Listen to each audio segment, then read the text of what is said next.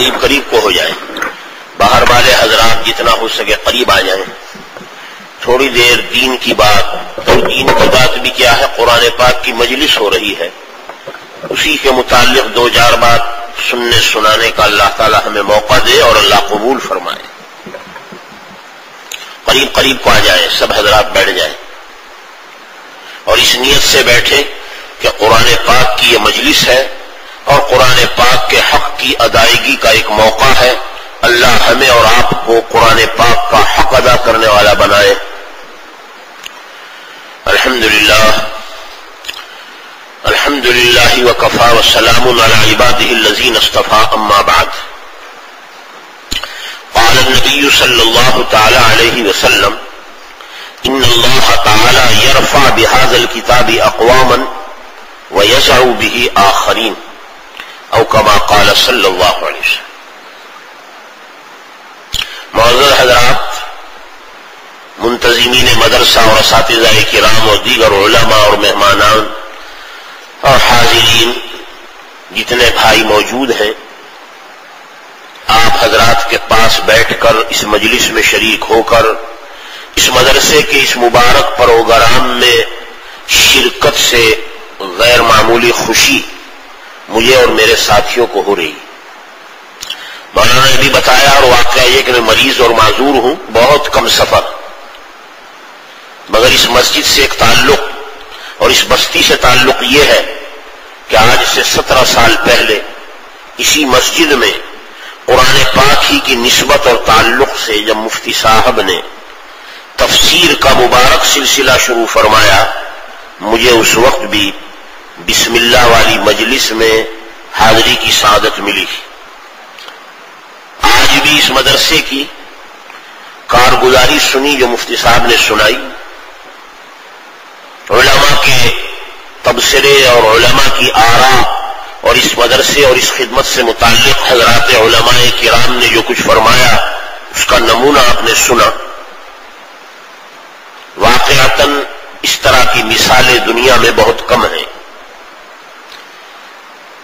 School کے اور کالجوں کے بچوں کو دین سکھانا اور خاص طور سے قرآن کی تعلیم اور اخص الخصوص یہ کہ ان کو قرآن حفظ کرانا، یہ اللہ تعالی کا بہت بڑا انعام ہے.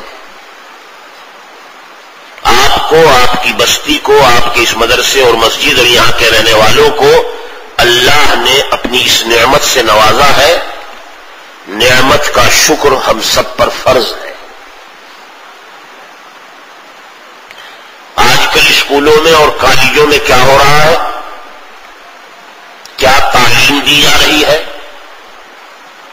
ان تعلیمات کے کیا اثرات ہیں، میں سمجھتا ہوں عام میں کوئی شخص نہیں جو اس سے ناواقف. آج کل اسکولوں اور کالجوں میں تعلیم کے بجائے مذہب کی اور کفر اور شرک کی اور اللہ سے، اس کے نبی سے اور دین سے جس قدر دوری ہو سکتی ہو، آج سب اسکولوں اور کالجوں میں محنت ہو رہی ہے. ہم اور آپ اسے کالج کہتے ہیں، تعلیم گاہ کہتے ہیں، لیکن اگر ان کے اثرات کو دیکھیں تو امت مسلمہ کے لیے یقین جانیے یہ کالج، یہ اسکول، یونیورسٹیاں تعلیم گاہیں نہیں ہیں، یہ قتل گاہیں ہیں. قتل گاہیں جہاں ایمان اور اسلام کا جنازہ نکالا جاتا، جہاں آج فن پڑھانے کے بجائے، صنعت سکھانے کے بجائے کفر اور شرک کی باقاعدہ تعلیم، جی، اور روز بروز اس کے اندر تغیر و تبدل، تشدد، یہاں تک کہ مجبور کیا جائے بچوں کو ہندوانہ رسم و رواج کے ادا کرنے پر. جی، ایسے تعلیم گاہوں سے جو بچے تعلیم حاصل کر کے کفر و شرک کے ماحول سے نکلتے ہیں، آپ اندازہ لگائیے وہ کیا تاثرات لے کر نکلتے ہیں.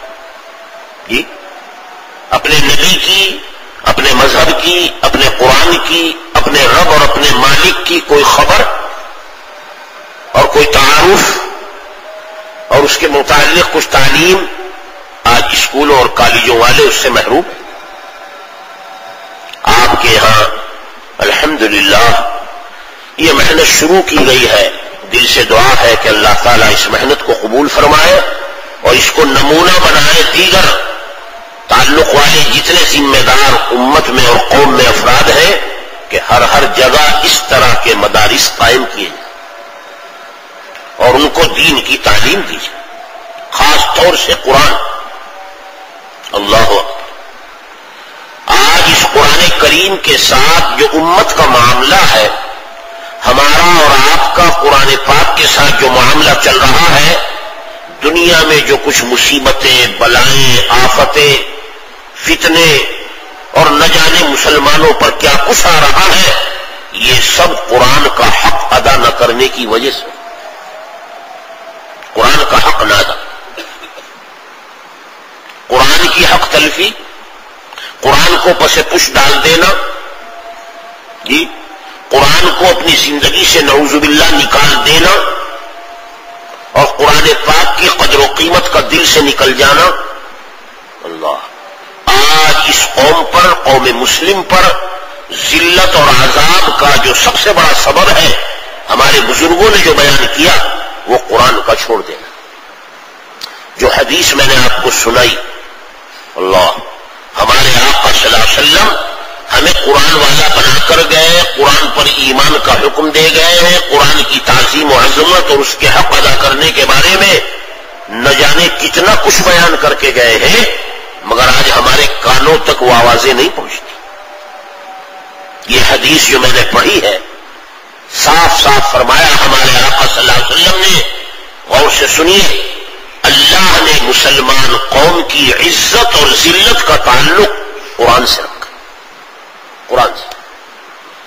ان اللہ تعالی یرفع بهذا الكتاب اقواما ویضع به آخرین، او کما قال صلی اللہ علیہ وسلم۔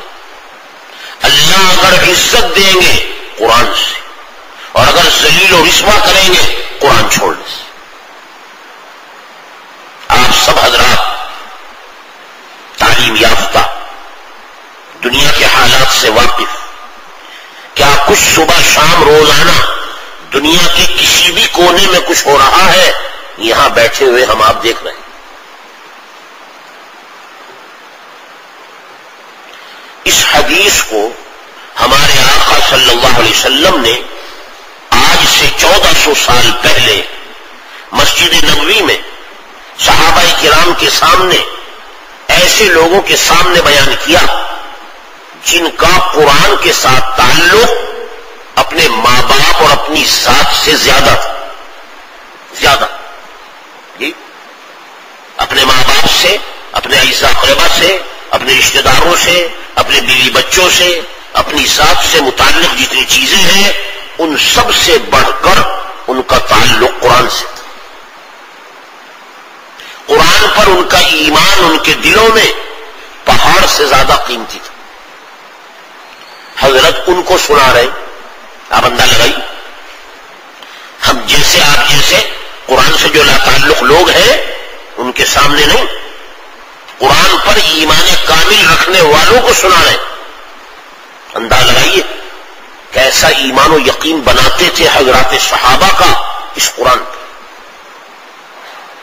کیا ارشاد فرما رہے ہیں ان لوگوں سے صحابہ، انہی کے ذریعے ہم تک پہنچا اور قیامت تک آنے والے انسانوں کو بھی ہمارے آقا نے سبق سکھایا اور تعلیم دی ہے کہ کان کھول کر سنو، دنیا میں اگر عزت ملے گی، یعنی آخرت میں تو سب کچھ ہے ہی قرآن سے، نہیں دنیا میں، آخرت میں تو ساری کامیابی قرآن پر، قرآن کے ایمان پر، قرآن کا حق ادا کرنے پر، نہیں دنیا میں بھی اللہ اگر کامیابی دیں گے قرآن پر عمل کریں۔ آج آپ دنیا کا جائزہ لے لیجئے تھوڑا بہت، دنیا کے حالات کو اپنی آنکھوں سے دیکھیے اور دیکھ رہے ہیں کہ آج مسلمان قوم جو قرآن والی تھی کبھی، جن کے لیے اللہ نے قرآن اتارا ہے، ہمارے آقا صلی اللہ علیہ وسلم نے قرآن کا ایک حق ان کو بتایا اور اس کی تاکید کی ہے، آج اس قوم پر کیا گزر رہی، اس قوم کی عزت و ذلت کا کیا عالم ہے، آپ خود اندازہ لگا لیجیے۔ یہ زمانہ اگر آپ دیکھیں اور لوگوں کی زبانوں پر مشہور و معروف کہ کیا بڑی ترقی کا زمانہ، بڑی ترقی کا زمانہ کہلاتا ہے۔ اسباب، وسائل، ذرائع، ہر چیز پہلے زمانے والے تصور بھی نہیں کر سکتے جو آج ہو رہا ہے۔ مادی لحاظ سے، دنیاوی لحاظ سے اگر آپ اپنی قوم کا جائزہ لیں مسلمانوں کا، تو آج مسلمان قوم مادی ترقیات اور مادی اسباب اور وسائل کے اعتبار سے اس پوزیشن میں ہے کہ 1400 سال میں کبھی یہ پوزیشن حاصل نہیں جو اب ہے۔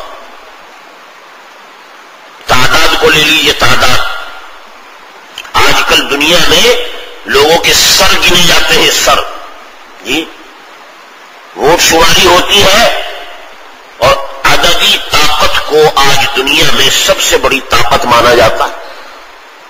الیکشن والوں سے پوچھیے، ووٹ لینے والوں سے معلوم کیجئے، ساری دنیا کا نظام الیکشن اور ووٹوں پر، جس کو ووٹ زیادہ مل گئے الیکشن میں جس کی تعداد بڑھ گئی جی، جس کے ماننے والوں نے اور جس کے سننے والوں نے ووٹ دے کر اپنی رائے کا اظہار اس کے لیے کر دیا، وہ آج تخت سلطنت پر بیٹھتا۔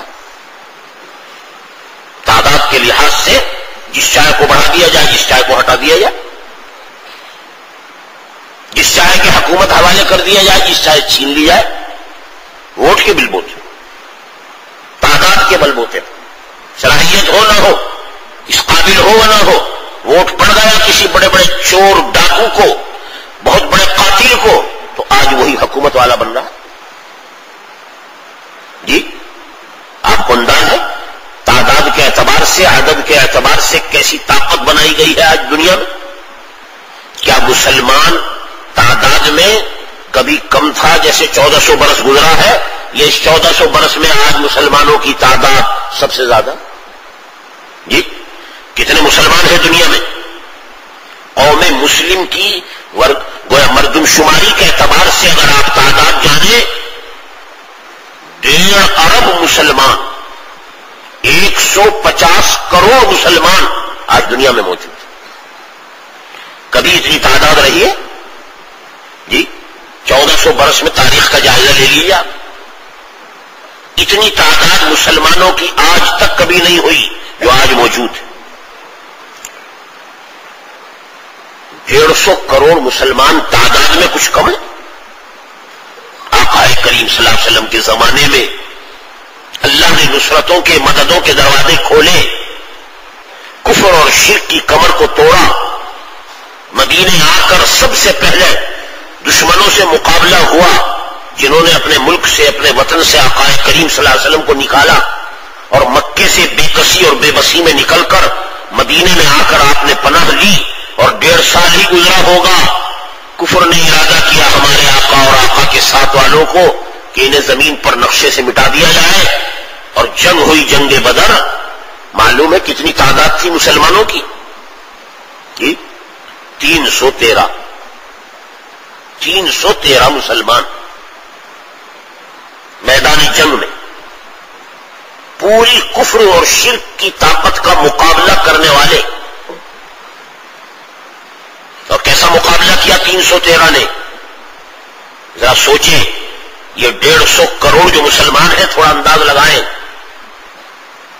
کہ اس وقت کا عدد کیا ہے، اس وقت کی کامیابیوں کا نقشہ کیا ہے، اللہ کی مددوں کے دروازے کیسے کھلے ہوئے ہیں، اور آج ہمارا آپ کا کیا حال؟ سوچئے 313 نے کیا کیا؟ جتنے جگر گوشے آئے ہیں مکے سے نکل کر پہلوان، اخرجت مکہ تو افلاز کبھی دیا، مکے نے اپنے تمام بہادر پہلوانوں کو نکال کر ہمارے آقا کے مقابلے میں میدان بدر میں جمع کیا۔ مگر یہ 313 کی طاقت نے، جو قرآن کی ایمان والی طاقت تھی، کیا معاملہ کیا ہے؟ جتنے جگر گوشے تھے سب کو ختم کر دیا۔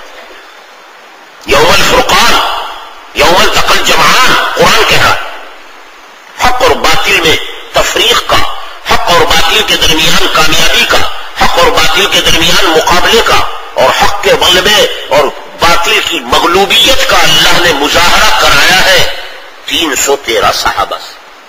313 صحابہ کے 70 مارے گئے اور 70 گرفتار ہوئے، چھوڑ چھاڑ کر بھاگ گئے.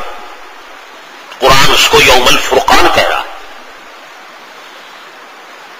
بین الحق والباطل امتیاز کا دن. اور مسلمانوں کی تعداد کا کیا حال ہے؟ کل 313. آج کتنے موجود ہیں بھائی؟ 150 کروڑ مسلمان. اللہ کیا فرمایا ہمارے آقا صلی اللہ علیہ وسلم نے؟ ایک زمانہ آئے گا، اے مسلمانوں کان کھول کر سنو، چاروں طرف سے قومیں تم پر دوڑیں گی، تم پر حملہ آور ہوں گی، تمہاری بوٹی بوٹی الگ کرنے کی کوشش کریں گی. دسترخوان پر بیٹھ کر کھانے والا جس طرح روٹی کے ٹکڑوں کو اور بوٹی کے ٹکڑوں کو الگ الگ کر کے چباتا ختم کرتا ہے، ساری قومیں تمہیں چبائیں گی اور ہلاک کریں گی. دشمنی کے اعتبار سے سب ایک ہوں گے اور تمہیں اس طرح کھانے کی کوشش کریں گی جیسے دسترخوان پر بیٹھ کر کھانے والا کھانا کھاتا. جی حضور نے فرمایا ایسا زمانہ ہے، مسلمانوں کی اس طرح بوٹیاں کی جائیں گی. قالوا امن قلت یومئذ یا رسول اللہ، قالوا امن قلت یومئذ یا رسول اللہ صلی اللہ. ایک دم صحابہ کو تعجب سا ہوا، ایسا زمانہ آئے گا مسلمان پٹے گا، مسلمان مصیبت میں آئے گا، مسلمان بے کسی اور بے بسی میں، کیا یا رسول اللہ اس دن ہم تعداد میں تھوڑے ہو جائیں گے؟ صحابہ پوچھے جی امن قلت یومئذ یا رسول اللہ، حضرت اس دن ہماری تعداد تھوڑی، آج تو 313 نے کفر کی کمر توڑی ہے، کیا اس وقت 313 سے کم رہ جائیں گے؟ امن قلت یومئذ قال لا بل انتم کثیر، قال لا بل انتم کثیر. اللہ مسجد نبوی میں آقا فرما رہے ہیں آج سے 1400 سال، نہیں تعداد تمہاری کم نہیں ہوگی، تمہاری تعداد بہت ہوگی، بہت بڑی تعداد میں ہوگے تم. جب دشمن تم پر غالب آئے گا، قلت میں دشمن غالب نہیں آیا، کثرت میں غالب آئے گا. ہماری کثرت ہو لا انتم کثیر ولکنکم غثاء کغثاء السیل، ولکنکم غثاء کغثاء السیل. یہ آقا فرما کر گئے ہیں، آج کا منظر ہم اپنی آنکھوں سے دیکھ رہے ہیں، آقا نے 1400 برس پہلے مسجد نبوی میں فرمائی ہے. ولکنکم غثاء کغثاء السیل. کیا فرمایا؟ تم تعداد میں کروڑوں میں ہوگے، کروڑوں میں. ابھی آپ سن رہے ہیں 150 کروڑ مسلمان، مگر کیسے؟ فرمایا ایسے ہو جاؤ گے جیسے سیلاب کے اندر کوڑا کرکٹ ہوتا ہے. کوڑا کرکٹ بے وزن بے حقیقت، سیلاب آتا ہے سارا کوڑا کرکٹ بہا کر لے جاتا ہے. فتنے آئیں گے اور اس طرح بہا کر لے جائیں گے اسے. آج وہ نقشہ سامنے، سمجھ میں آ رہی بات؟ تعداد میں ہم کتنے ہیں اور ناکامی کا ہمارا حال کیا ہے؟ اور حساب سے دیکھ لیجیے دنیا کی جتنی مادی طاقتیں، مادی طاقتوں میں حکومت، سلطنت، فوج اور ظاہری اسباب کے اعتبار سے جو طاقتیں، آج مسلمانوں کے پاس کوئی کمی ہے؟ 1400 سال میں اتنی بادشاہتیں، حکومتیں اور مادی طاقت کے لحاظ سے اتنی بڑی طاقتیں کبھی جمع نہیں تھی جتنی آج موجود ہیں. 60 ملک اور اس سے زیادہ ملک دنیا میں اسلامی کہلاتے ہیں، اسلامی. مسلمان حکومتیں، ان کے پاس روپیہ، ان کے پاس پیسہ، ان کے پاس فوج، ان کے پاس ساری ظاہری طاقتیں ہیں. آپ کو معلومات 1400 سال میں اتنی کبھی حکومتیں اسلامی جمع نہیں ہوئی جتنی آج ہے. زمین کی، آسمان کی، چاروں طرف کی اگر طاقتیں دیکھیں، زمین سے سونا، ہیرے، جواہرات، موتی اور کالا سونا، کالا پانی، پٹرول اور ڈیزل آج مسلم ملکوں میں جتنا ہے اور جتنا یہ روپیہ، پیسہ اور دولت مسلمانوں کو ملی ہے 1400 برس میں کبھی ایسی مال و دولت نہیں ملی جی. ایک اسلامی ملک کا بینک بیلنس جو یورپ میں جمع ہے، یورپ کے ملکوں میں کیا کہتے ہیں لوگ، اگر کوئی بھی اسلامی ملک وہاں کے بینک سے اپنا روپیہ پیسہ نکلوا لے، بینک بیلنس جس ملک سے نکلوائے گا وہ ملک کنگال ہو جائے گا، کنگال فقیر ہو جائے. آج مسلمانوں کا پیسہ اتنا جمع دشمنوں کے ملکوں میں، ان کی بینکوں میں، جس پیسے کے ذریعے وہ ہمارا اور آپ کا قتل عام کرا رہے، قتل عام مسلمانوں کا. آپ اندازہ لگائیے مسلمانوں کی حالت. اس حدیث کے معنی سمجھانے کے لیے آپ کو مثالیں دے کر میں آپ کو یہ تھوڑا سا نمونہ بتا رہا ہوں. تعداد میں کمی نہیں، حکومتوں میں اور مادی وسائل و ذرائع میں کمی نہیں، روپیہ پیسہ اور آج دولت میں کمی نہیں. لوگ سمجھتے ہیں یہی ذریعہ ہے کامیابی کا اور بڑھنے کا. 1400 برس میں آج تک مسلمان قوم کے پاس مادی وسائل اور ذرائع اتنے کبھی نہیں ہوئے جتنے آج جی. اور رزلٹ کیا ہے؟ کبھی مسلمان 1400 سال میں اتنا ذلیل نہیں ہوا اور اتنی پٹائی کبھی نہیں ہوئی جتنا اس وقت ہو رہی، جتنی اس وقت جی. بڑے سے بڑے اسلامی ملک کے سربراہ جو اربوں اور کھربوں روپیہ دوسرے ملکوں میں دیکھ کر دوسرے ملکوں کو ترقی دے رہے ہیں ہمارے روپے اور پیسے سے، آج کسی اسلامی سربراہ کی اتنی ہمت نہیں ہے کہ یہ 2.5 تولہ زبان نکال کر مسلمان کے حق میں کوئی فریاد کر سکے، زبان بھی نہیں ہلا سکتا. یہ حال بنایا ہے آج مسلمانوں. کس لیے میرے بھائی؟ بس یہ سوچیے آقا کریم صلی اللہ علیہ وسلم صادق مصدوق صلی اللہ علیہ وسلم جن کا ہر قول ہر کلمہ سچا ہے 1400 سال پہلے فرما گئے تھے اس مسلمان کو اگر عزت ملے گی تو نہ کثرت تعداد سے، نہ حکومت اور سلطنت سے، نہ ملک و مال سے، نہ فوج اور دنیا کی مال و دولت سے. اس مسلمان کو جب بھی عزت ملے گی قرآن کے ذریعے عزت، قرآن کے ذریعے. ان اللہ تعالی یرفع بہذا الکتاب اقواما، اور ذلت و رسوائی ملے گی قرآن چھوڑنے سے. آج ہمارا آپ کا یہ حال ہے. میرے دوستوں اور بزرگوں، اللہ نے یہ قرآن کریم کی دولت دنیا اور آخرت کی کامیابی کے لیے ہمیں دی ہے، اور ہمارا یہ حال ہے کہ ہمیں یہی معلوم نہیں کہ قرآن کریم کیسی کتاب ہے جی. یہ کیسا کلام ہے، اس کی کیا عظمت ہونی چاہیے، یہ کتنی قیمتی دولت اللہ نے ہم کو دی ہے، اور آج ہم اسے پسے پش ڈالے ہوئے، پسے پش ڈالے. ہمارے آقا صلی اللہ علیہ وسلم حضرات صحابہ کا ایمان بناتے تھے صرف قرآن پر، صرف قرآن پر. قرآن والا، قرآن کی زندگی، قرآن کا علم، قرآن کا عمل، قرآن والا رنگ صحابہ پر چھوڑا.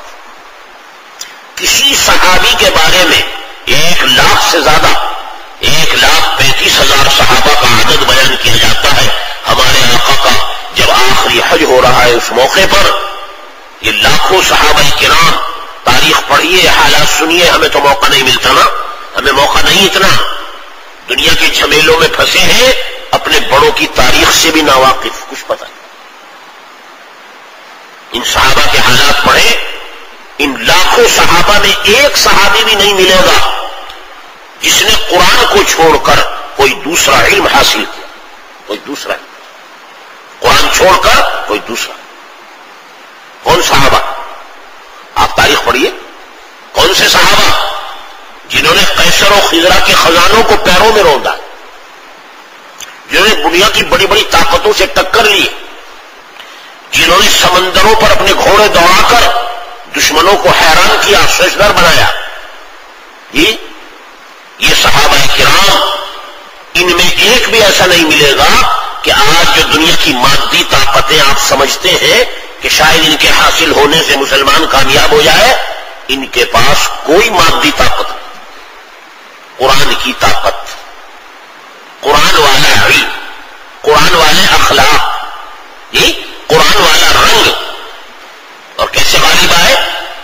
بڑے بڑے کسرا و قیصر، بڑی بڑی طاقتیں جیسے آج امریکہ کی اور روس کی طاقتیں کبھی مشہور و معروف ہوتی تھیں، ان ساری طاقتوں نے اپنا سر خم کیا ہے، ان کے خزانے ان کے پیروں میں آئے ہیں، یہ قرآن کی برکت سے آئے، قرآن کی برکت۔ ایک صحابی بھی ایسا نہیں ملے گا جس نے قرآن کی تعلیم کے علاوہ کسی اور تعلیم کی طرف توجہ کی۔ ہمارے آقا صلی اللہ علیہ وسلم قرآن والا بنا کر گئے، قرآن والا۔ ہمارا آپ کا جو حال آج قرآن کے ساتھ ہے، اس مبارک مجلس میں جو قرآن والی مجلس ہے الحمدللہ، اور آپ اسی نسبت سے یہاں جمع ہوئے ہیں، تھوڑا سا سوچیں اور سمجھیں کہ اللہ نے ہمیں کیسی دولت دی ہے اور ہم اس دولت کی کیسی ناقدری میں مبتلا ہیں۔ ناقدری۔ گھروں میں قرآن کی تلاوت ہوتی تھی، آج قرآن کی تلاوت کے بجائے ٹی وی کے گانے اور بجانے گھروں میں۔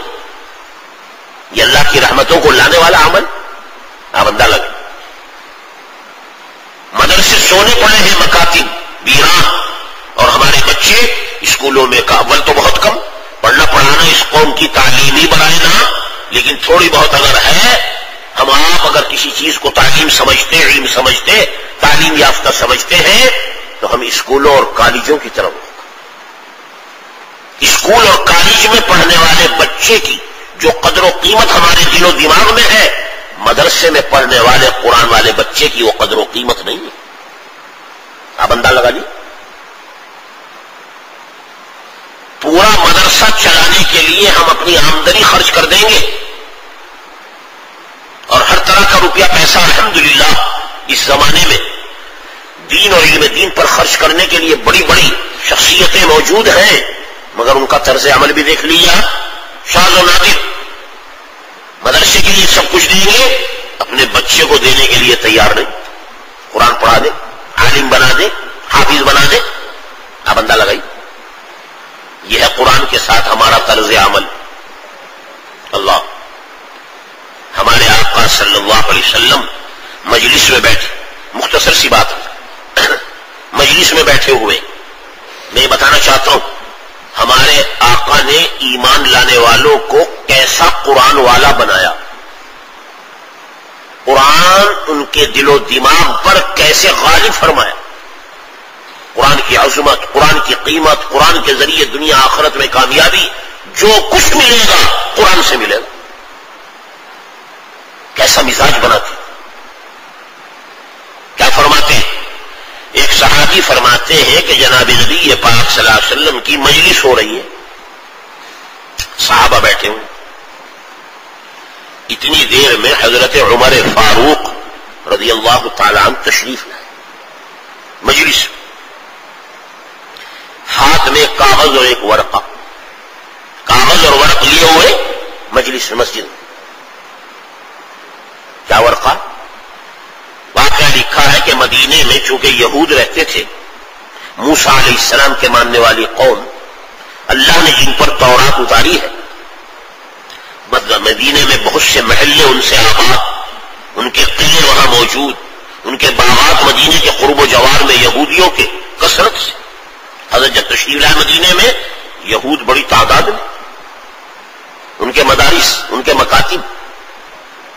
عمر فاروق گزر رہے ہیں تو ایک یہودی مکتب میں استاد یہودی بچوں کو اپنی مذہبی کتاب پڑھا رہا ہے، تورات۔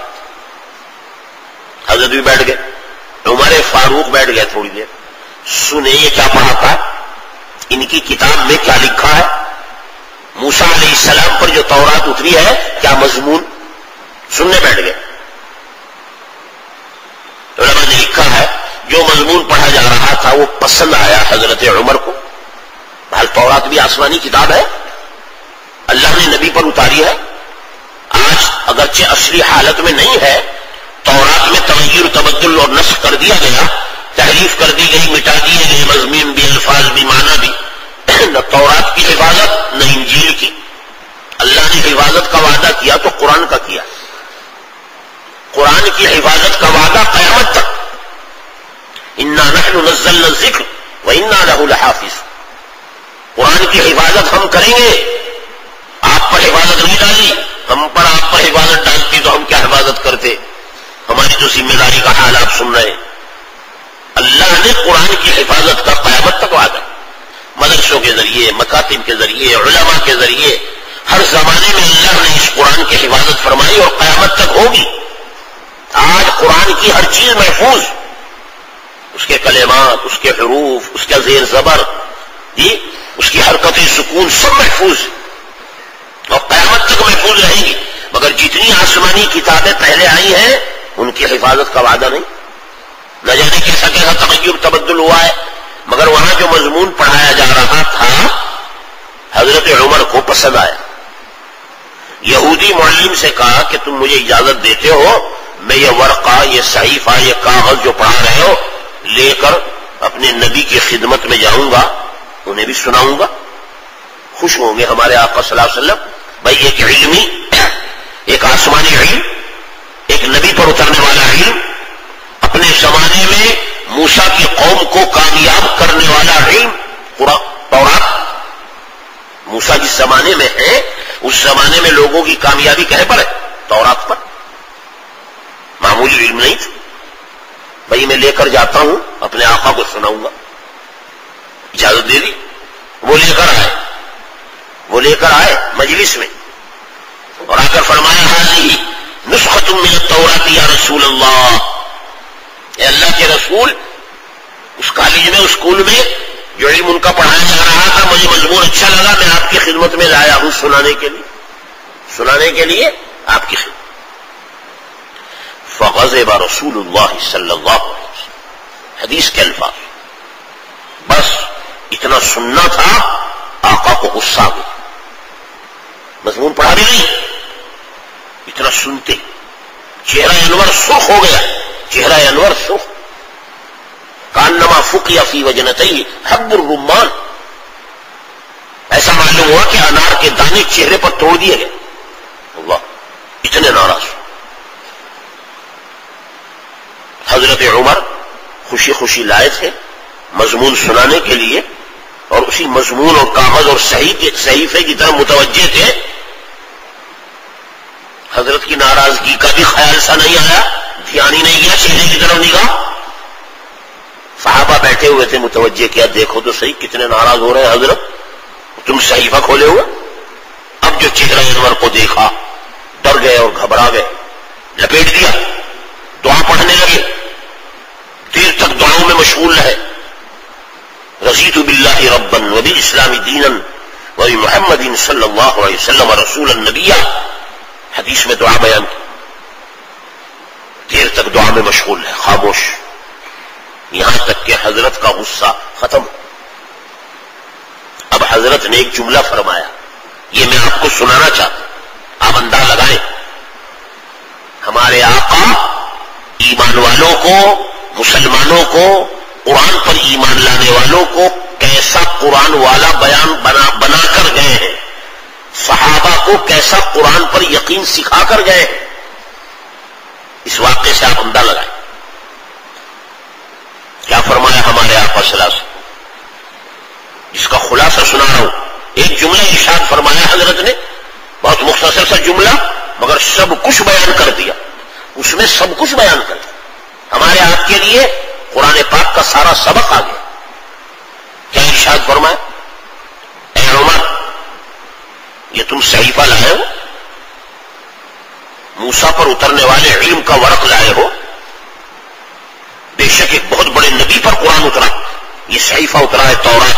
موسیٰ علیہ السلام کوئی معمولی نبی نہیں, بڑے اولو العزم انبیاء میں ہیں. تورات اللہ کی کتابوں میں بڑی مشہور و معروف کتاب کہلاتی.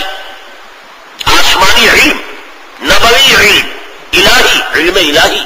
اب انداز لگائیے, تورات یہ تم لا رہے ہو, اور ایک بہت بڑے نبی پر اترا ہے, اور ان کے زمانے کے لوگوں کو کامیاب بنانے کے لیے اترا ہے, اس زمانے کے لوگوں کو. مگر غور سے سنو, یہ دیکھیے کیا فرما رہے، اے عمر میری کتاب، میرا علم، میرا قرآن جو اللہ نے مجھ پر اتارا ہے، اس کے آ جانے کے بعد، اس علم کے دنیا میں آ جانے کے بعد، اگر آج موسیٰ بالفرض زندہ ہو جائیں، موسیٰ جا چکے دنیا سے، بالفرض اگر وہ زندہ ہو جائیں تو کان کھول کر سنو، اللہ موسیٰ کو بھی اگر کامیاب کریں گے قرآن پر عمل کرنے سے کریں گے، تورات پر عمل کرنے سے نہیں کریں، تورات پر عمل کرنے سے نہیں۔ لو کان موسیٰ حیا لما وسعہ الا اتباعی، یہ جملہ فرق او کما قال صلی، جی انداز لگایا آپ نے کیا کہہ رہے ہیں ہمارے آقا؟ کوئی بھی نبی اگر آ جائے بالفرض دنیا میں، اور چاہے وہ علم والا ہو، کتاب والا ہو، آسمانوں سے اللہ نے اس پر اپنے اپنے زمانے میں نہ جانے کیا کیا علم اتارا ہو، یاد رکھو قرآن کا علم آ جانے کے بعد وہ جتنے علوم سب ناقابل عمل، سب منسوخ، سب کینسل ہیں، کسی کو کامیابی نہیں ملے گی۔ کامیابی اگر ملے گی تو قرآن سے۔ جی موسیٰ علیہ السلام بھی کامیاب ہوں گے تو کیا ہم اور آپ بغیر قرآن کے کامیاب ہو جائیں گے؟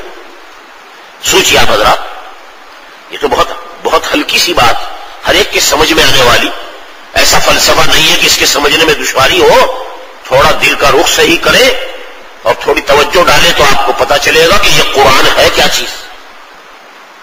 ہمارے آقا صلی اللہ علیہ وسلم حضرت مولانا الیاس صاحب نور اللہ مرقدہ بانی جماعت تبلیغ، ان کے صاحبزادے حضرت مولانا محمد یوسف صاحب حضرت جی امیر تبلیغ، ان کے ملفوظات اور تقاریر میں جو لوگوں نے جمع کی لکھا ہے کہ آقا نے تو موسیٰ کی مثال دی ہے، اس حدیث میں تو موسیٰ علیہ السلام کا واقعہ ہے جو چلے گئے، اب نہیں آئیں گے، مگر ذرا تھوڑا سا غور کیجیے اور تھوڑا آگے بڑھیے۔ ہمارا آپ کا عقیدہ ہے کہ عیسیٰ علیہ السلام دنیا میں آئیں گے، جی اللہ نے عیسیٰ علیہ السلام کو آسمانوں پر اٹھایا ہے، ابھی ان کی وفات نہیں ہوئی، یہ ہمارا آپ کا عقیدہ مسلمانوں کا، قیامت سے پہلے دنیا میں آئیں گے۔ تو عیسیٰ علیہ السلام بھی کوئی معمولی درجے کے نبی نہیں، جیسے موسیٰ علیہ السلام بہت بڑے نبی ہوئی ہیں، عیسیٰ علیہ السلام بھی انبیاء اولو العزم میں صاحب شریعت، صاحب کتاب۔ موسیٰ پر تورات اتری ہے، عیسیٰ علیہ السلام پر انجیل اتری، تورات اور انجیل۔ جی اللہ نے عیسیٰ علیہ السلام کو بہت بڑا علم دیا، مگر کیا فرمایا گیا حدیث میں؟ عیسیٰ علیہ السلام دنیا میں تشریف لائیں گے، نبی ہیں، رسول ہیں، امت والے ہیں، کتاب والے ہیں، علم ان کو دیا گیا ہے، مگر یاد رکھو قیامت سے پہلے جب دنیا میں وہ تشریف لائیں گے قرآن کے مطابق فیصلہ کریں گے، انجیل کے مطابق فیصلہ نہیں کریں گے، جی قرآن پر عمل کریں گے۔ انجیل والا علم قرآن کے آنے کے بعد ختم، کوئی علم کہلانے کے قابل نہیں، علم کہلانے کے قابل قرآن۔ کیوں بھائی میرے دوستوں بزرگوں، آپ کا یہ عقیدہ ہے، آپ کا یہ خیال؟ آج تو نہ جانے کن کن علوم کی طرف ہماری توجہ ہے، اسکولوں، کالجوں، یونیورسٹیوں میں پڑھائے جانے والے دنیا کمانے کی جتنی بھی تعلیمات ہیں، آج ہم ان کو تعلیم سمجھتے، پڑھنے والوں کو تعلیم یافتہ سمجھتے ہیں۔ قرآن کی تعلیم سے ہمارا، آپ کا، ہماری اولادوں کا کتنا رشتہ و تعلق ہے، اسی سے انداز لگا دیا۔ سوچ لیجیے، عیسیٰ علیہ السلام آخر زمانے میں آئیں گے، کامیاب ہوں گے قرآن سے، صحابہ کامیاب ہوئے قرآن سے۔ جی اسلام کا اول زمان اگر کامیابی مل گئی ہے صحابہ کو تو کہے سے؟ قرآن سے۔ اور قیامت سے پہلے جو آخری زمانہ ہے، عیسیٰ جیسے نبی کے اترنے کا زمانہ، امام مہدی کا زمانہ، اس میں بھی اگر کامیابی مل رہی ہے قرآن سے۔ تو جب اول زمانے میں کامیابی قرآن سے، آخر زمانے میں کامیابی قرآن سے، تو کیا بیچ کے زمانے میں کامیابی کہیں اور سے ملے گی؟ آپ اندازہ لگائیے، یہ زمانہ جو بیچ کا ہے، قرآن چھوڑ کر مسلمان کہاں کامیابی ڈھونڈتا پھر رہا ہے؟ جی اللہ ہمیں اور آپ کو معاف فرمائے کہ ہم قرآن پاک کی جتنی حق تلفی کر رہے ہیں، آج جتنی مصیبتیں اور آفتیں دنیا میں ہیں، ہمارے بزرگوں نے اعلان کیا ہے کہ مصیبتیں آفتیں قرآن چھوڑنے سے۔ ہر مسلمان پر اللہ کی ذات، رسول کی ذات، فرشتوں کی ذوات، جیسے ان پر ایمان فرض ہے، اللہ کی کتاب پر بھی ایمان فرض۔ اللہ کی ایمان کتاب قرآن پاک، یہ ہمارا آپ کا ایمان کامل اس وقت ہوگا جب ہمیں قرآن پاک کا یقین، قرآن پاک پر ہمارا ایمان۔ حضرت مولانا ایاز صاحب سے پوچھا کسی نے، حضرت قرآن پر ایمان کے کیا معنی ہے؟ قرآن پر یقین ہو ہمارا، ہم آپ الحمدللہ کہتے یہی ہیں، اللہ کو بھی مانتے ہیں، رسولوں کو بھی مانتے ہیں، فرشتوں کو بھی مانتے ہیں، قرآن پاک کو بھی مانتے ہیں، الحمدللہ اپنے نبی کی کتاب سمجھتے ہیں، ایمان رکھتے، آمنت باللہ و ملائکتہ و کتبہ و رسلہ، آپ ہم سب پڑھتے۔ حضرت مولانا ایاز صاحب سے پوچھا کسی، حضرت قرآن پر ایمان لانے کے کیا معنی؟ ارشاد فرمایا دل کا یہ یقین ہو، دل کا یہ یقین بننا ضروری ہے ہر مسلمان کا۔ کیا یقین؟ کہ دنیا اور آخرت میں اگر اللہ مجھے کامیاب کریں گے صرف قرآن سے، صرف قرآن۔ کیوں بھائی؟ ہمارا آپ کا یقین ہے یہ؟ آج یقین کہاں کہاں پر اٹک رہا ہے، یقین کہاں کہاں اٹک رہا ہے۔ ہم اپنی کامیابی کے یقین میں کہاں پھنس رہے ہیں؟ کوئی سمجھتا ہے کہ اپنے کارخانے سے کامیابی ہے، اپنی دکان سے کامیابی، اپنے کاروبار سے کامیابی۔ دنیا کے نقشوں اور شکلوں میں ہمارا ایمان و یقین اٹکا ہوا ہے۔ یہ خیال بھی نہیں آتا کہ قرآن سے ہمیں کیا کامیابی ملے۔ الحمدللہ آپ حضرات کو ان مدرسوں سے، مکاتب قرآنیہ سے اللہ نے جو کچھ تعلق دیا ہے، میرے دوستوں اس نعمت کی قدردانی ہے کہ ہم قرآن پاک پر ایمان لانے والے اور قرآن کا حق ادا کرنے، قرآن کا حق ادا۔ قرآن کا سب سے بڑا حق ہے ایمان، قرآن کا دوسرا حق ہے تلاوت۔ قرآن پر ایمان اور یقین ہو اور قرآن کی تلاوت، یہ قرآن کا حق ہے۔ ایمان تو ہم لائے ہیں، قرآن کی تلاوت کا کتنا حق ادا کرتے ہیں، ہم میں آپ میں ہر ایک شخص کو انداز لگائے۔ اللہ معاف فرمائے، عمومی طور پر عوام کا یہ حال ہے کہ اگر وہ دیندار ہیں، علماء کی برکت سے، مدرسوں کی برکت سے، دعوت و تبلیغ کی برکت سے اللہ نے کچھ دین کا شوق ذوق دیا ہے، تو عوام کا یہ خیال ہے کہ یہ قرآن بچوں کے لیے ہے، مدرسوں میں داخل کریں بچے پڑھیں، ہمارا کام نہیں ہے قرآن پڑھنا۔ حالانکہ قرآن تو ہر ایک کے لیے، مکتب میں پڑھنے والے بچوں ہی پر صرف قرآن کی تلاوت کا حق ہے، ہر مسلمان پر نہیں، ہر مسلمان پر قرآن، چھوٹا ہو بڑا، مالدار ہو غریب، بوڑھا ہو جوان، مرد ہو یا عورت، قرآن کی تلاوت کا حق سب کا۔ یہ حق ہم کتنا ادا کر رہے ہیں؟ تلاوت کے اعتبار سے ہمارا آپ کا کیا حال ہے، ذرا تھوڑا سا انداز لگا۔ اور پھر اس کے حقوق آگے بڑھ کر تلاوت میں جو ہم کمزور ہیں تو باقی حقوق میں ہمارا کیا حال ہوگا؟ قرآن کی تلاوت جیسا حق ہے، قرآن کا علم سیکھنا بھی حق جی۔ یتلو علیہم آیاتہ ویعلمہم الکتاب والحکمہ، قرآن بیان کر رہا، ہمارے نبی آئے ہیں آپ کے درمیان قرآن کے حقوق کو یاد دلانے اور قرآن کا حق ادا کرانے کے۔ تلاوت قرآن بھی حق ہے اور قرآن کے معنی کا جاننا بھی حق ہے۔ قرآن اترا اسی لیے، بے شک تلاوت قرآن عبادت ہے، ہمیں آپ کو توفیق ہو جاتی ہے، پڑھ لیتے ہیں، سن لیتے ہیں نماز میں امام صاحب سے قرآن، مگر قرآن کیا کہہ رہا ہے؟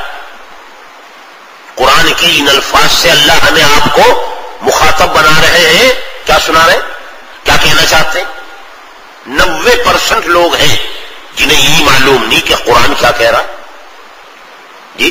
نماز پڑھ رہے ہیں، امام صاحب کے پیچھے تلاوت ہو رہی ہے اور امام صاحب کے پیچھے اس تلاوت کی سماعت ہو رہی ہے، سورہ والعصر سن رہے ہیں، اعوذ باللہ من الشیطان الرجیم، بسم اللہ الرحمن الرحیم، والعصر ان الانسان لفی خسر الا الذین آمنوا وعملوا الصالحات وتواصوا بالحق وتواصوا بالصبر. میں سمجھتا ہوں اس مجمع میں بہت کم لوگ ہوں گے جنہیں سورت یاد نہ ہو، حافظ نہ ہو. روزانہ نماز میں تلاوت میں سن سن کر یاد. سورہ والعصر چھوٹی چھوٹی صورتیں، لیکن اس کا ترجمہ کیا ہے؟ سورہ والعصر میں اللہ نے ہمیں کہنے کا حکم دیا ہے، اس کے کیا معنی ہے؟ اللہ نے اس میں اپنا علم کیا رکھا ہے؟ اللہ کچھ بھی معلوم. کتنے دن ہو گئے سورہ والعصر سنتے ہو؟ کیا فرمایا؟ حضرت امام شافعی رحمہ اللہ کا مشہور مقولہ ہے، ارشاد فرمایا جو آدمی سورہ والعصر کے معنی پر عمل کر لے، یاد رکھو اس نے پورے قرآن پر عمل کر لیا. پورے قرآن پر ایسی ایسی صورتیں، ایسے چھوٹے چھوٹے مضمون، ایسی چھوٹی چھوٹی آیتیں جس پر عمل کرنے سے قرآن کے پورے قرآن پر عمل کا حق ادا ہوتا. ہمیں اس کے معنی معلوم، کیوں معلوم نہیں؟ نہ قرآن کی تفسیر و ترجمہ خود پڑھتے ہیں، اور نہ جہاں تفسیر و ترجمہ ہو رہا ہے وہاں شریک ہونے کی نوبت بھی کم، الا ماشاء اللہ. اللہ جس کو توفیق. ہمارے مفتی صاحب یہاں آپ کی مسجد میں قرآن کا ترجمہ کر رہے، 17 سال سے 16 سال ہو گئے. کتنے حضرات فائدہ اٹھا رہے ہیں؟ اللہ نے جن کی قسمت میں لکھا ہے.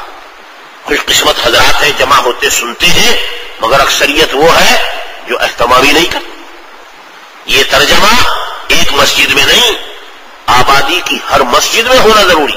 آبادی کی ہر مسجد میں جہاں لوگ نماز پڑھیں اور تھوڑی دیر بیٹھ کر 10 منٹ 15 آدھ گھنٹہ 1 گھنٹہ، ہفتے میں اگر 1 گھنٹہ بھی ہو رہا ہو، آپ اندازہ لگائیے سارے ہفتے دنیا کمانے میں لگے ہوئے ہیں، کیا ایک ہفتے میں 1 گھنٹہ قرآن کمانے میں نہیں لگ سکتا؟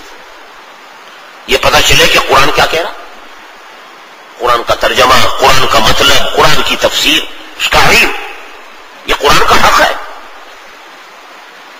اور جب علم آئے تو آگے عمل کا نمبر، قرآن پر عمل، قرآن کی تلاوت، قرآن کا علم اور قرآن پر عمل. علم آئے گا تو عمل. اور اگر علم ہی نہیں، قرآن کے حلال و حرام ہی کا پتہ نہیں، جائز و ناجائز ہی کی پہچان نہیں، آپ اندازہ لگائیں جب علم نہیں تو عمل کیسے کریں؟ آج زندگیوں سے عمل نکلا. یہ قرآن کے حقوق کی ادائیگی کی مختصر سی فہرست آپ کو سنائی گئی. آج ہم اور آپ اندازہ لگائیں ان قرآن پاک کے حقوق کے بارے میں ہم کتنی کوتاہی میں مبتلا. کوئی حق ادا کرنے کے لیے ہمارے پاس نہ رغبت ہے، نہ شوق، نہ ولولہ، نہ وقت ہے. ادھر ادھر گھنٹوں ضائع کر دیں گے، مگر قرآن کی تلاوت یا اس کا معنی اور جاننا یا اس کے لیے تھوڑا سا وقت لگانا ہمارے لیے، اس کے لیے زندگی میں اوقات میں وقت ہی نہیں. کیا فرمایا ہمارے آقا صلی اللہ علیہ وسلم نے؟ قیامت کے دن قرآن پاک اللہ کے عرش کے قریب کھڑا ہو جائے گا. اللہ کے عرش کے قریب، کیونکہ قرآن اللہ کی صفت، اللہ کی صفت، قرآن اللہ تعالیٰ کا کلام. میں آپ کے سامنے کلام کر رہا ہوں، بات کر رہا ہوں، اندر سے نکل رہی ہے. یہ قرآن اللہ کی ذات کے اندر سے نکل کر آیا. ذات تبرک بالقرآن فإنہ کلام اللہ وخرج منہ. اللہ کا ذاتی تبرک، اللہ کی ذات کے اندر سے نکل کر، یہ صفت ہے اللہ کی. قیامت کے دن حدیث میں فرمایا گیا عرش کے قریب اللہ تعالیٰ جس پر جلوہ افروز ہوں گے، ساری مخلوق اللہ کے سامنے موجود ہوگی، آدم سے لے کر قیامت تک. یوم یقوم الناس لرب العالمین. قرآن کھڑا ہوا ہوگا. کیا فرمایا ہمارے آقا نے؟ یہ قرآن یا تو سفارش کرے گا یا شکایت کرے گا. بس آپ اندازہ لگائیں، سفارش کرے گا یا شکایت. جو قرآن کا حق ادا کرنے والے ہیں ان کی سفارش کرے.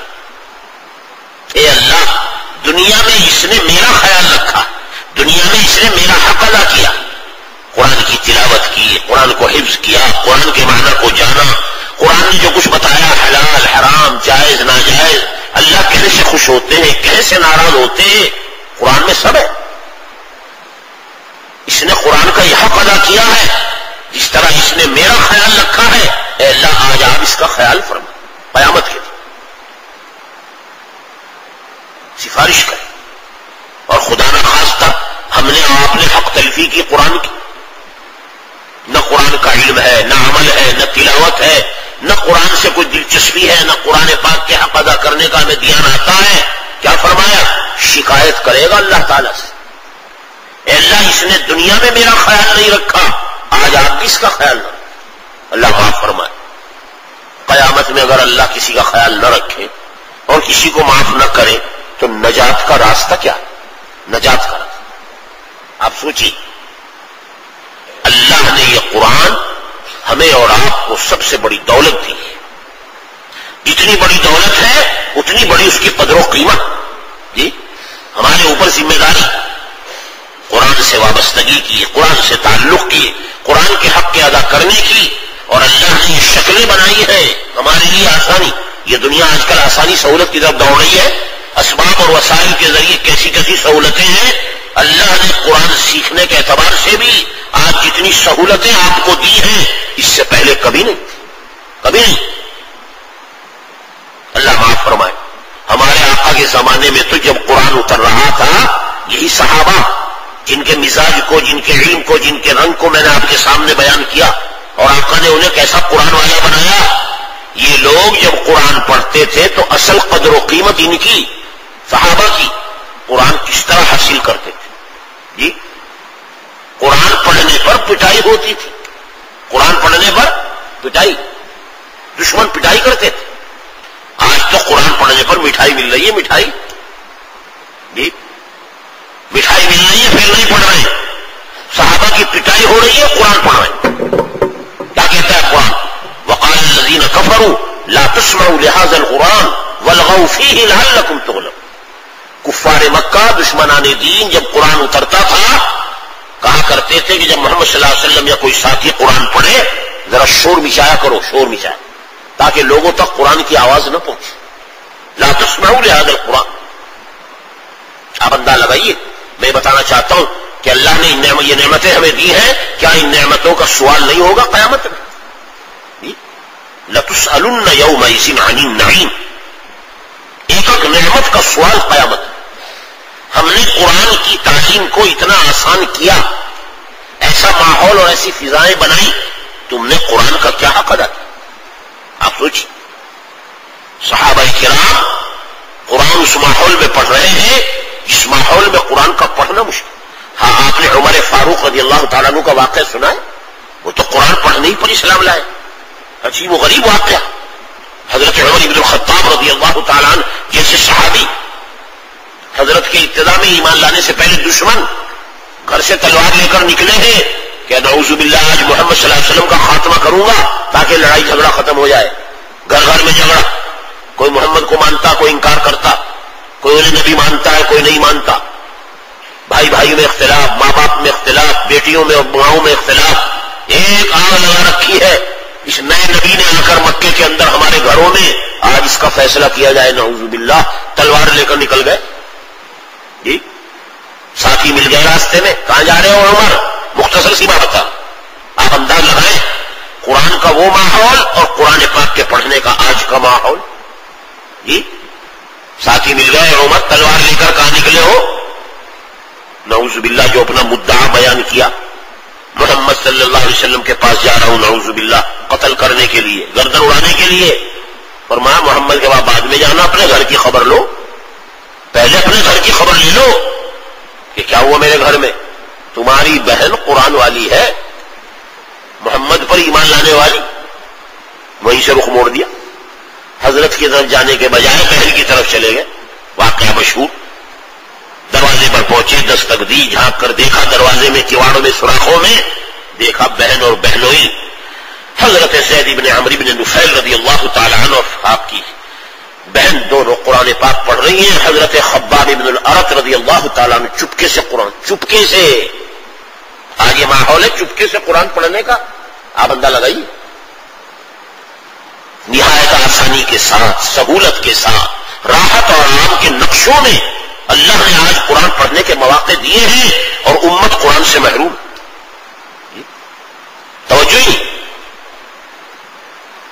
چھپ چھپ کر قرآن پڑھ رہے ہیں. دروازہ کھٹکھٹایا، کون؟ میں ہوں عمر. دروازہ کھولو. ڈر گئی، گھبرا گئی، جلدی سے صحیفہ لپیٹ دیا. حضرت خباب ایک طرف کو چھپ گئے. دروازہ کھولا، پوچھا کیا کر رہے تھے؟ کیا کر رہے؟ چھپانے کی کوشش کی، چھپ نہیں سکا. سمجھ گئے عمر بھی اور بہن بھی قرآن پڑھ رہے ہیں. پٹائی کی، پٹائی بہن کی. اتنا مارا کہ چہرے سے خون جاری ہو گیا. عورت ذات کو قرآن پڑھنے کے جرم میں مارا جا. آپ اندازہ لگائی واقعہ بھائی. اور کیا حال تھا ان کا قرآن کا حق ادا کرنے میں. کیا فرمایا بہن نے؟ اے عمر، تو مار کر ہماری جان تو لے سکتا ہے مگر ہم سے قرآن نہیں لے سکتا. ہم اس قرآن کو چھوڑنے والے جان دیں گے مگر قرآن کو نہیں چھوڑیں. یہ تھا قرآن، یہ ہے قرآن کی تلاوت. بہن کو چونکہ پٹائی کی، بہن کا ایمان دیکھا، ان کا یقین پہاڑ جیسا دیکھا، کچھ شرم آئی، ندامت آئی. کہنے لگے اچھا پھر مجھے بھی دکھا دو کیا پڑھ رہے، مجھے بھی سنا دو کیا پڑھ رہے. کہاں یہ صحیفہ ورق؟ فرمایا اے عمر تم ناپاک ہو، قرآن کو کوئی ناپاک ہاتھ نہیں لگا سکتا. چوٹ ماری دل پہ. بہن نے قرآن سنایا، بس قرآن سننا تھا، کایا پلٹی. یہ قرآن زندگی کی کایا پلٹنے کے لیے جی. قرآن سن کر دل کا رخ پلٹا. جا رہے تھے قتل کرنے اور اب پہنچ رہے ہیں اپنا آپ کو غلامی کے لیے پیش کرنے. غلامی کی حضرت محمد صلی اللہ علیہ وسلم کی غلامی کے لیے سینکڑوں واقعات، سینکڑوں. میرے دوستوں، میرے بزرگوں، آپ انداز لگائیے ہمارا قرآن کے ساتھ کیا معاملہ ہے. اللہ نے اس زمانے میں ہمارے لیے، آپ کے لیے قرآن پاک کے واسطے کتنی آسانی. مکاتب قائم، مدارس قائم، مسجدوں کے اندر حلقے قائم، دعوت و تبلیغ کے اعتبار سے جگہ جگہ چلتے پھرتے مکتب نظر آ رہے ہیں. مگر ہم ہیں اور ہمارے اولادیں اور نسلیں جی دنیا میں ایسے مگن ہیں نعوذ باللہ کہ قرآن کے بارے میں کچھ جانتے ہی نہیں کیا ہے کیا. اسی لیے میں نے عرض کیا آخری بات جو ہمارے بزرگوں نے بیان، اس امت پر جو کچھ عذاب اور مصیبتیں اور بلائیں اور فتنے آئی ہیں اور آ رہی ہیں، صرف قرآن چھوڑنے کی وجہ سے، صرف قرآن چھوڑنے. میرے بھائیوں، میرے دوستوں، بزرگوں، ہمیں اپنے آپ کو اور اپنی اولادوں کو اور نسلوں کو قرآن والا بنانا ہے. مدارس سے کھائیں، دنیا میں رہیں، دنیا میں کھائیں کمائیں. دنیا کے تمام دارالاسباب کے اعتبار سے جتنے اسباب ہیں شریعت کی حدود اور حقوق میں، سب کی اجازت. دنیا میں رہ کر، کھا کر، کما کر، پہن کر، بیاہ شادی کر کے اور جتنے زندگی کے اسباب ہیں سب میں لگنے کی شریعت نے اجازت دی ہے، لیکن قرآن کے مطابق. لیکن قرآن کے مطابق. تو قرآن آئے گا تبھی تو ایسا کام چلے. اس قرآن کی برکت سے ہماری دنیا بھی دین بنے گی، ہماری دنیا بھی دین. ہمارا کھانا کمانا، بیاہ شادی، کھانا پینا سب اللہ کے یہاں قبول. اگر قرآن، میں مبارکباد دیتا ہوں ان بچوں کو جو اسکولوں میں اور کالجوں میں بی کام کر رہے ہیں، ایم ایس کر رہے ہیں، نہ جانے کیا کیا ڈگری ہے، اور اللہ نے ان کو سعادت دی ہے کہ یہ قرآن والے بنے. یہ قرآن ان کو چمکانے کے لیے. تعلیم انگریزی پڑھ کر کسی بھی شعبے میں چلے جائیں گے، قرآن پڑھنے والا کبھی پیچھے نہیں ہوگا، سب سے آگے رہنے والا، سب سے آگے رہنے. یہ قرآن کی برکتیں. آپ اپنے بچوں کے لیے ارادہ کریں، دنیا کی ضرورتیں پوری کرنے کے لیے کالج میں، اسکول میں، کسی بھی جگہ، دکانوں میں، دیگر کاموں میں آپ مشغول ہو. مذہب اسلام منع نہیں کرتا، ناجائز اور حرام نہیں ہے، مگر حکم ہے قرآن کا حق ادا کریں. پہلے آپ قرآن والے بنے. الحمدللہ تعلیم عصری، تعلیم اسکول کی، کالجوں کی، اس میں سے وقت نکال کر جب ایک شخص قرآن پڑھ سکتا ہے تو ہم اور آپ سب کیا یہ حق ادا نہیں کر سکتے. اس کی مثالیں قائم ہیں اپنے اپنے شہروں میں، اپنے اپنے قریوں میں، اپنے اپنے علاقوں میں. یہ نظام چلا ہے. پھر اس کی برکتیں دیکھیں. علماء نے لکھا ہے قرآن اگر سینے میں موجود ہے، اس پر ایمان ہے، اس کا نور ہے، اس کی برکتیں، کیونکہ اللہ کا ذاتی تبرک ہے. میں نے بعض لوگوں کو دیکھا اپنے بزرگوں سے عقیدت رکھتے ہیں، ان کا کوئی تبرک پاس رکھتے ہیں تو سوچتے ہیں ہر چیز میں کامیاب. ٹوپی دے دی کسی بزرگ نے، رومال دے دیا، کوئی اور چیز دے دی جیب میں رکھ لی, تعویذ بنا کر لٹکا لیا. عدالت میں جا رہے ہیں تو سمجھتے ہیں مقدمے میں کامیاب, کسی ضرورت سے جا رہے ہیں تو سمجھتے ہیں کامیاب. اس تبرک کی وجہ سے اللہ ہر جگہ ہمیں کامیاب کرے گا. تو کیا اللہ کا جو قرآن تبرک ہے اس کی وجہ سے کامیابی نہیں ملے گی؟ جی یہ تو اللہ کا ذاتی تبرک ہے, اللہ کی ذات کے اندر سے نکل کر آیا ہے. یہ ہمارے ساتھ ہوگا, یہ دنیا کے تمام مراحل و مسائل و منازل میں ہمیں کامیاب نہیں کرے گا. سوچیے, جہاں بھی جائیں گے قرآن کی برکت سے کامیاب. اللہ تعالی ہمیں اور آپ کو اس کی توفیق عطا فرمائے. بات کافی ہو گئی ہے, اور الحمدللہ دین کی یہ باتیں ان مدرسوں کی برکت سے, جماعت کی برکت سے ہمیشہ آپ سنتے رہتے ہیں. الحمدللہ سننے کے ساتھ ہے عمل, شوق, جذبہ. یہ مجلسیں کامیاب جب ہیں جب ہم یہاں سے کچھ سبق لے کر جائیں, ارادے کر کے جائیں. آج جن کو انعام ملا, آج جن کے سل پر دستار بندی ہوئی, ابھی آپ نے سنا مولانا سے, قرآن کی ظاہری دستار بندی ہمارے علماء کراتے ہیں آخرت کے منظر کا نمونہ دکھانے کے. آخرت کے مناظر ہمارے آقا نے جو بیان کیے, قرآن والا بنانے کے لیے ہمارے آقا نے جو بیان فرمایا, کیا فرمایا؟ قرآن کا جو حفظ کرنے والا, پڑھنے والا ہے, ماں باپ کو قیامت کے دن اس کے بلایا جائے گا اور اس کے سر پر تاج رکھا جائے گا. ہم تو یہاں پگڑی رکھ دیتے ہیں, 100-200 روپے کی بھی مشکل سے آتی ہوگی جی, وہاں تاج پہنایا جائے گا سونے اور چاندی کا, موتیوں کا. کیسے موتی, کیسے موتی؟ ہمارے آقا نے فرمایا اس تاج کا ایک ایک موتی اتنا چمکدار ہوگا اور اتنا روشن ہوگا, اور اس کی روشنی اتنی ہوگی جیسے سورج تمہارے گھر کی چھت میں لا کر لگا دیا. اللہ, سورج گھر کی چھت میں, سورج تو 500 میل اور کتنی مسافت سے آسمان میں ہے, وہ بھی روشن کر رہا ہے پورے عالم کو. یہ سورج اگر ہمارے گھر کی چھت میں آ کر لگ جائے تو روشنی کا کیا حال ہوگا؟ فرمایا اس تاج کا ایک ایک موتی اس سے زیادہ روشن. جو ماں باپ کو حافظ قرآن اور عالم قرآن اور قاری قرآن نہیں, اس کے ماں باپ کو پہنایا جائے گا. فما ظنکم بالذی عمل بہ, فما ظنکم بالذی عمل بہ. حضرت فرما رہے, کیونکہ حضرت قرآن والا بناتے تھے. صحابہ کا یقین, آنکھوں سے نظر آتا تھا صحابہ کو کہ قرآن سے کیا مل رہا. تو فرمایا ماں باپ کو یہ اعزاز ملے گا قرآن پڑھنے والے کے, تو خود قرآن پڑھنے والے کو کیا ملے گا؟ آپ اندازہ لگا لیجیے.